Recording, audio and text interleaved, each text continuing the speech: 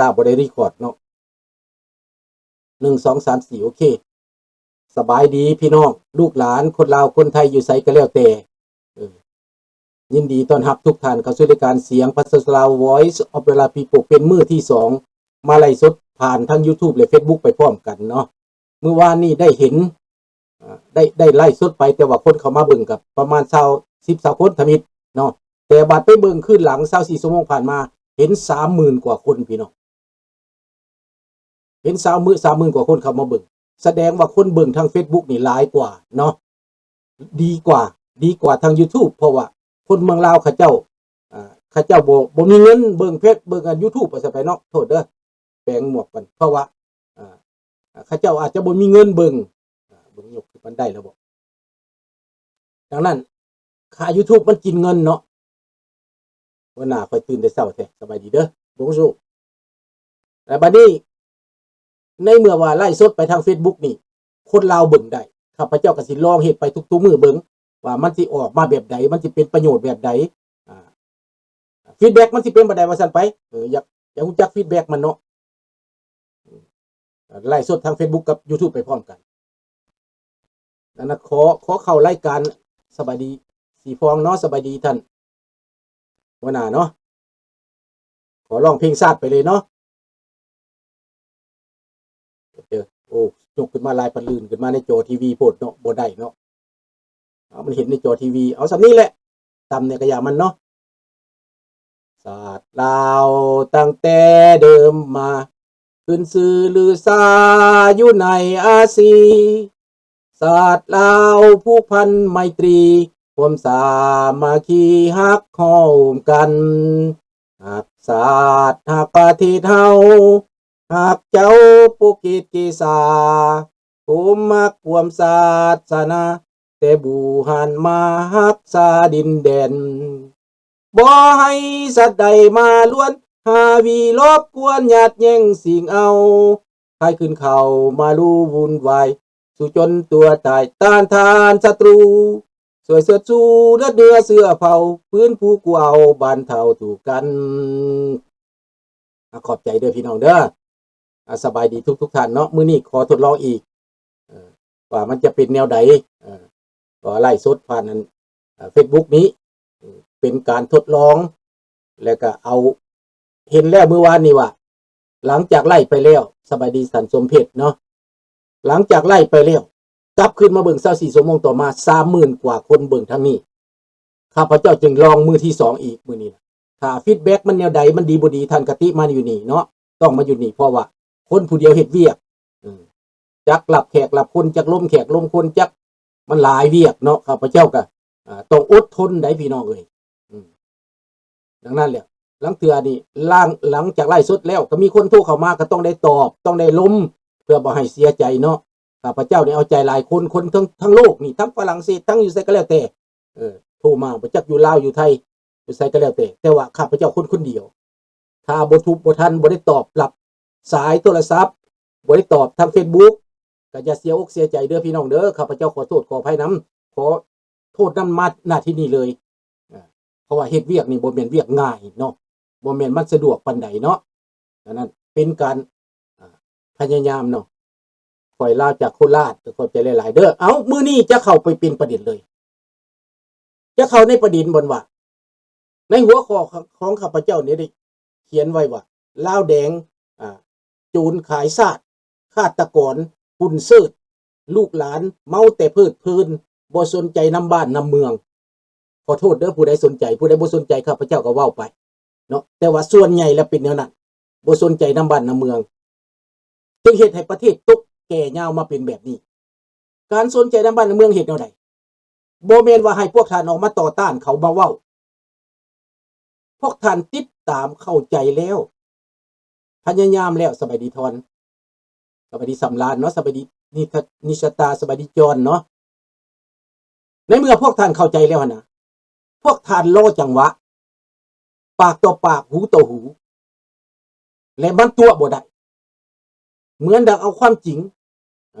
คันบ่อนผีนี่มันย่านหยังมันย่านความแจ้งลองไปเลยเด้อเพลงศาสตร์กันมันย่านความแจ้งผีนี่มันอยู่ในความมืด สบายดีน้องหลัดตะวันเนาะมันอยู่ในความมืดดังนั้นในเมื่อความมืด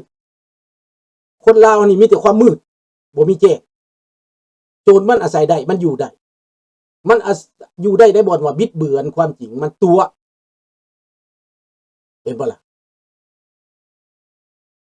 ดังนั้นความตัวของโจรนี่นะมันตัวแล้วมันอยู่ได้คนลาวบ่ฮู้จักเรื่องความจริง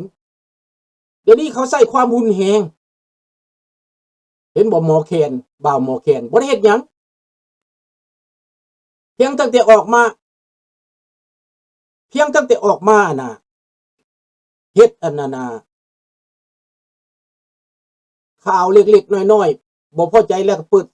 ถ่ายทอดอันนั้นอันนี้ออกมาเขาก็เอาไปฆ่าไปแกล้งกระเซินสิเว้าสิว่ากระเซินสิต่อต้านเขาอันนี้บ่ได้ต่อต้านเขาก็ยังเอาไปฆ่าไปแกล้ง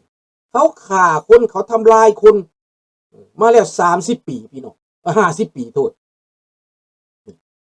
แต่คนลาวเฮาบ่นิ่งบ่ติงบ่ตื่นบ่คือชาติอื่นเขาบ่สนใจเรื่องบ้านเรื่องเมืองเสยไผเสยมันว่าซั่นไปและเผด็จการมันก็อยู่ได้แหละที่ปอบคือกันคันมันเข้าจับเจ้าแล้วมันเข้า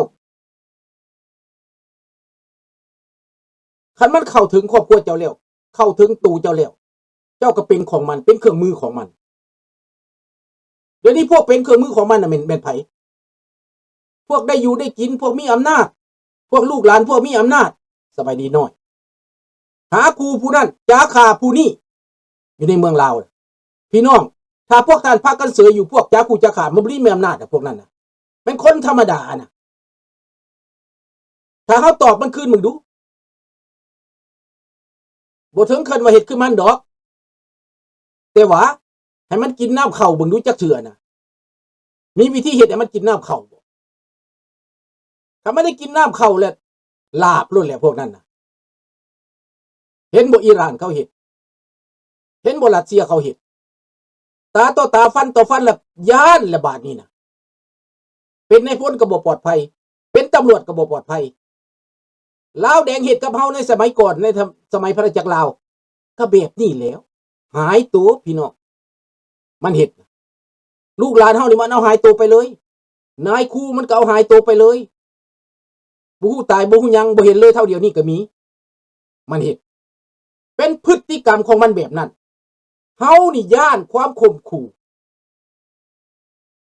มันเองก็ย่านความข่มขู่เฮาถามเบิ่งนายทองรุ่นลูกมันหลานมันเมียมันนายตำรวจคือกัน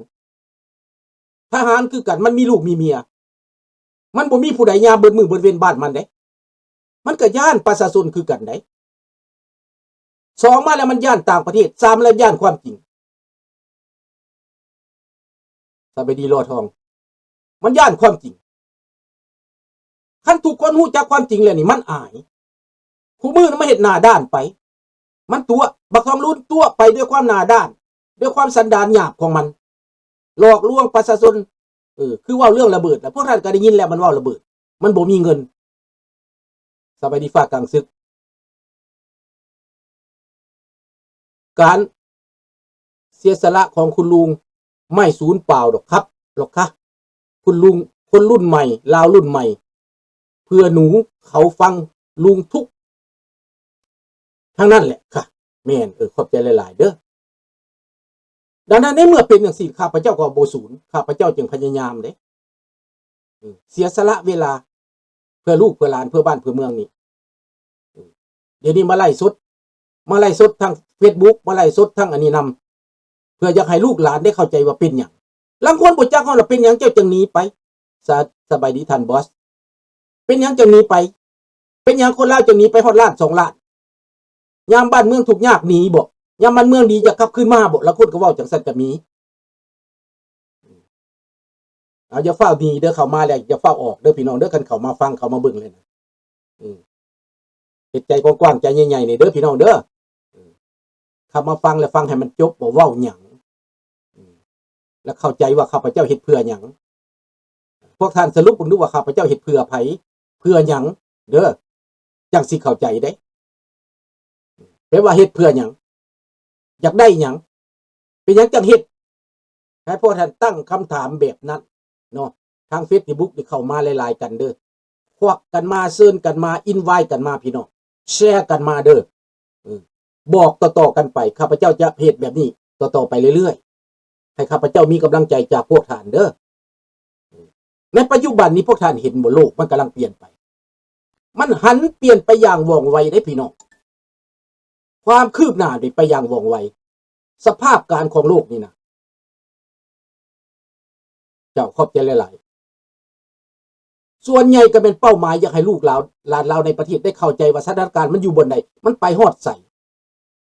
เห็นบ่ล่ะอยากให้พวกท่านเตรียมพร้อมนั่นแหละเพราะว่ามันเอาดินเอาดอนประชาชนมันเข็นขา5 วีมา50 ปีแล้วมือเปื้อนเลือดนะจนข้าวทั่วบ้านทั่วเมืองแหละพวกนี้นะเฮาบ่เห็นระบอบใดเคยเห็นแบบนี้มาในพระราชลาวก็บ่มีแบบนี้นะฆ่าตีบีโบยปีบี้ซีไฟแล้วคมเหงเต็งเต็กปิดปากปิดหูบังตานี่บ่มีการศึกษากระทรวงเสริมสวัสดิสมัยก่อน50 ปีขึ้นหลังน่ะก็บ่ได้เป็นแบบนี้พี่น้องประชาชนอยู่สบายกินสบายในไร่ในนาในบ้านในเมืองงัวควายในบ้านในเมืองนี่ปล่อยไปท้องนามันก็กลับขึ้นมาเองมันบ่มีคนหลักบ่มีคนซกไก่อยู่ในนาข้าพเจ้านี่เป็นหมู่ละร้อยทั้งเป็ดทั้งไก่แล้วเป็นร้อยเกลือแล้วกลับมานอนบ้านห่างจากบ้าน2 หลักกิโลเมตร3 หลักบ่มีคนหลักไข่เป็ดไข่ไก่อันหลักก็มีแต่กากับเหลวหลักไก่น้อยเห็นอยู่เห็นกาหลักไก่น้อยเห็นมันเอาไก่น้อยไปกินอันนี้เห็นมาว่าไก่น้อยไปกินพี่น้องหลักไข่หลักทิพเขาเห็นกา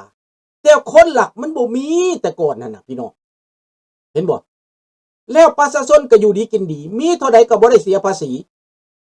ได้ข้าวได้ปลาได้น้ำก็บ่ได้เสียภาษี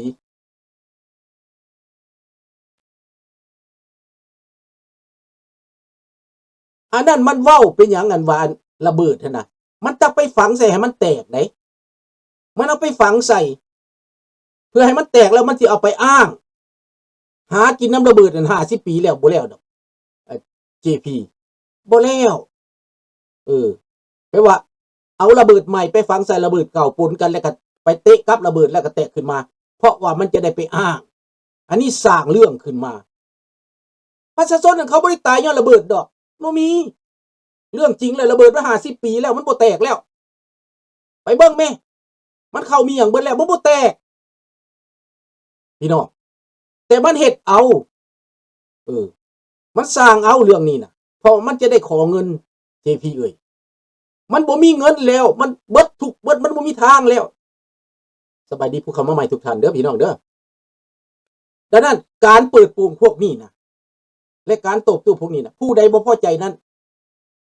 มัดต่อมัดมือต่อมือมันเฮ็ดเฮาได้ใดเฮาก็เฮ็ดมันแนวนั้นตอบสนองมันแนวนั้นสบายดีเวียงไสตอบสนองมันแนวนั้นพี่น้องเห็นบ่จีนกับญี่ปุ่นเขาเฮ็ดกันจีนหายตัวไปญี่ปุ่นมันเอาคนจีนหายตัวไปจีนก็เอาคนญี่ปุ่นหายตัวไปสุดท้ายก็อยู่บ่ได้สู่ประชาชนบ่ได้ในเมืองลาวนี่คือกันเสร็จ2 จอนี่มันอันปรากฏบ่ทันลืมเนาะ2 จอนี่จักจะเบิ่งจอใดเนาะแต่ก็บ่เป็นหยังหวังว่าท่านจะให้อภัยเด้อความผิดพลาดนี่นะ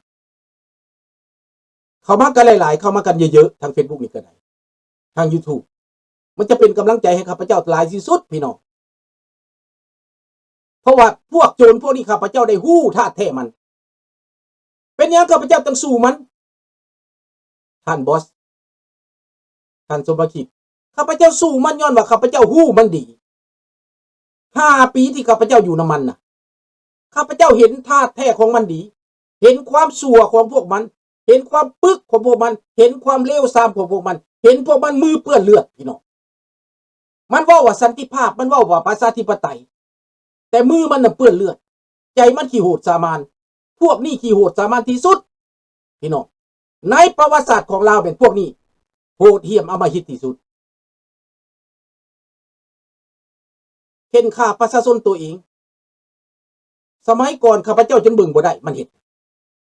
ข้าพเจ้าทนบ่ได้